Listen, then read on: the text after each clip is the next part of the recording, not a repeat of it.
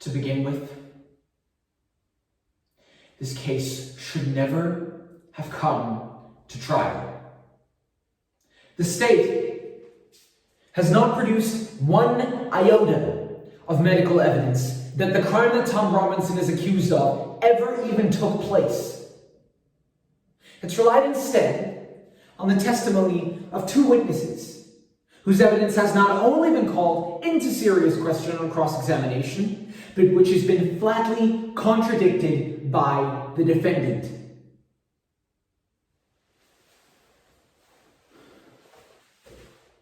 Now, there is circumstantial evidence to indicate that Mayella Ewell was beaten savagely by somebody who led almost exclusively with his left.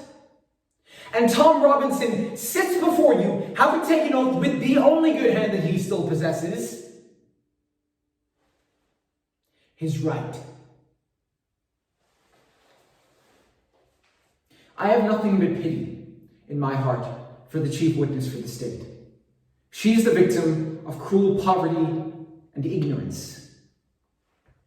But my pity does not extend so far as to her putting a man's life at stake in an effort to get rid of her own guilt. And I say guilt, gentlemen, because it was guilt that motivated her. She's committed no crime. She's merely broken a rigid and time-honored code of our society. A code so severe that whoever breaks it is hounded from our midst as unfit to live with. So she must destroy the evidence of her offense. What evidence? Tom Robinson, a human being, spinning that stone uphill again, like atonement for a bygone sin. Under the weight of it, my bones are cracking like a dry branch in a westward wind. Zeus and his pantheon of kin take the first 9 out of every 10, minus like lightning changing hands. And it all returns back to his pockets in the end.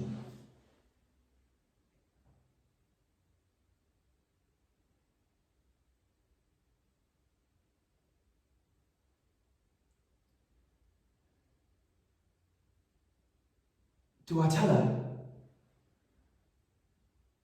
Do I tell her how on Christmas Eve we waited with bated breath, wondering if it could happen again? And how sure enough, the guns go quiet at midnight, and we hear the most beautiful singing in German. And they shout to us to sing too. And so we belt out some crummy carol, and we are terrible. But we sing it anyway. And we burn braziers at the second parapet. And the Germans set up star shells and light up the night sky. Like fireworks.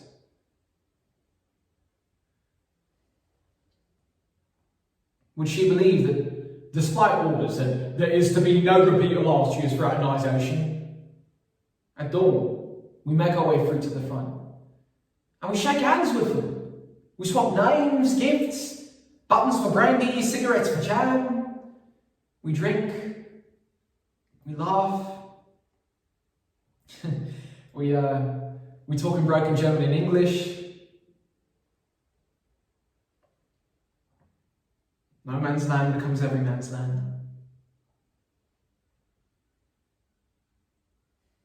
Shall I tell her that we're able to bury our dead? Some of our lads have been lying there for weeks, rotting in the earth. Would she believe that the Germans help us pick them up, gently, and bring them to the graves we dig?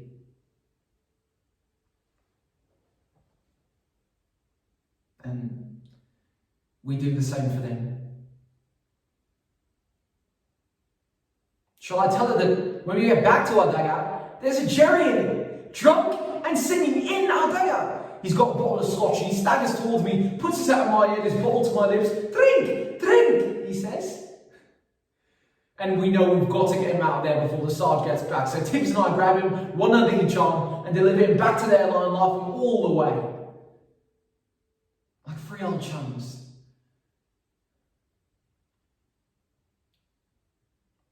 Shall I tell her when we get back,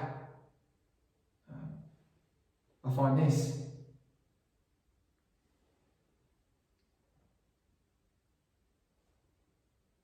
That'll be a nice Christmas souvenir, I think.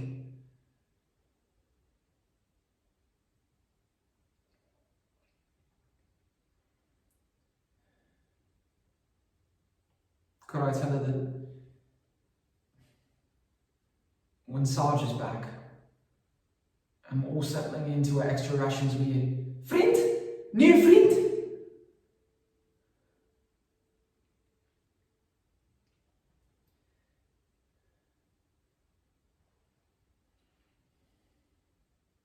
And I sat down Fritz again,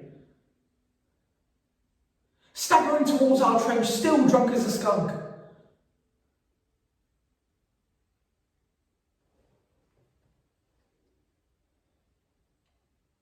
And Sarge gives me the order.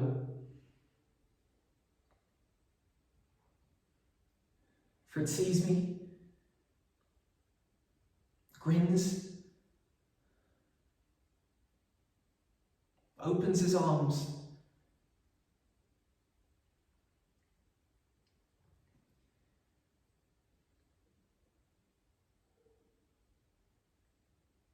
it's quick.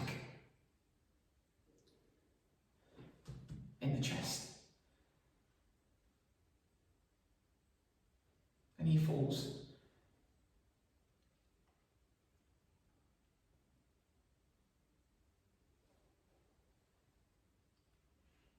I cry after,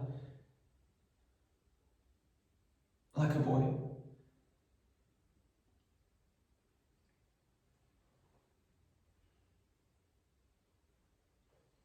Do I tell her?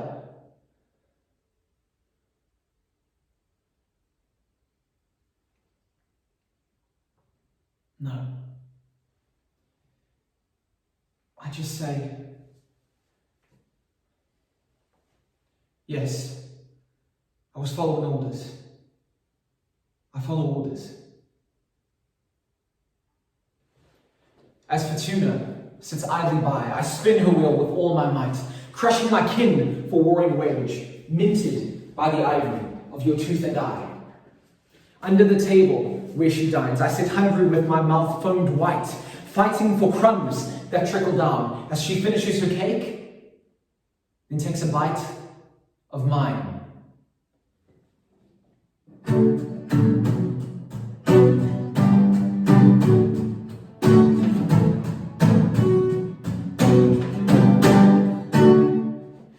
Me and all my friends, yeah, we're all misunderstood. They said we don't stand for nothing. There's no way we ever could. Now we're seeing everything that's going wrong with the world and those who lead it. They think we don't have the means to rise above them. So we keep on waiting, waiting on the world to change. Yeah, we keep on waiting, waiting on the world to change. It's hard to beat the system, standing at a distance, so we keep on waiting on the world to change. Now if we had the power to bring our neighbors home from war, they would have never missed a Christmas. No more ribbons on their door. And when you trust your television, what you get is what you got. Just when they own the information, oh, they can bend it all they want, so we keep on waiting, waiting on the world to change. Yeah, we keep on waiting on the world to change. It's not that we don't care, we just know that the fight ain't fair, so we keep on waiting on the world to change.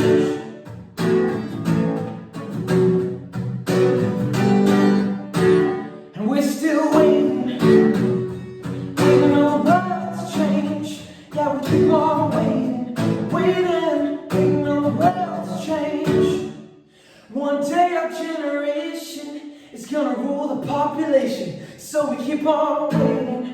Mateo.